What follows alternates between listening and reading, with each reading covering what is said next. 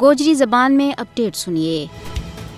بھارتی غاصب حکومت نے اپنے زیر تسلط جموں کشمیر میں حق آزادی منگن پر نہ صرف قتل و غارت گری تشدد کران کی پان تروڑ دوران حراست لاپتگی کو سلسلہ شروع کیے ہوا ہے، بلکہ قائدین حریت اور عام کارکنان گرفتاری تو بعد کالا قوانین PSA اور UAPA کے تحت جیلوں میں بند کر کے سخت ترین مظالم تو دوچار کیے جا رہے ہوئے ہے۔ کشمیری قیدیاں نہ ریاست تو دور دراڑے کی جیلوں میں رکھے ہوئے ہے، جت انہوں نے کارانا نال ملاقات پر پابندی ہے۔ انہوں نے اپنی صفائی پیش کرنے واسطے عدالتوں میں پیش نہیں کی جاتو، انہوں نے جیل مینول کے مطابق کھانوں نہیں دیتو جاتو، بلکہ ناقص غذا دیتی جا رہی ہے، جس نال کئی کشمیری اسیران مختلف قسم کی بیماریاں میں مبتلا ہو گیا ہے۔ ستم بالائے ستم یہ ہے کہ انہوں نے علاج معالجہ کی سہولیات فراہم نہیں کی جا رہی، اس وجہ نال کئی کشمیری قیدی جیلوں کے اندر اپنی قیمتی جانوں تو ہاتھ دھو بیٹھا ہے۔ بھارتی حکومت کا یہ سیاہ کرتوت قیدیوں کا حوالہ نال نہ صرف علاقائی بلکہ بین الاقوامی قوانین کی سراسر خلاف ورزی ہے۔ جنیوا کنونشن اور ہیگ کنونشن کے مطابق قیدیاں نہ بھی انسان تصور کی جائے، انہوں کا بنیادی حقوق کو خیال رکھا جائے،